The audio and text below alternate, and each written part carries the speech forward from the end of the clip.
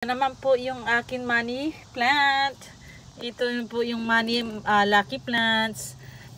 Tumubo po siya ng, sa sarili niya rin. Kaya, ayan, nilipat ko siya para mailagay ko po siya sa south.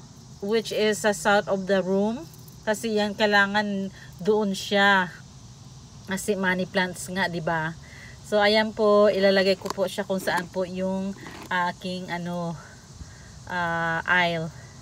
At saka sa may nasisinaga ng araw. Ay, ang cute, 'di ba? Ang liit-liit niya. Ayaw, tingnan mo, ang liit-liit. Nakita na ko kaya kailangan ko na siyang ilagay, iripat. So, i-update ko po kayo pag ito po lumaki. I-update ko po kayo sa kanya. So, praying at wishing na lumaki po siya na maging bushy at gumanda.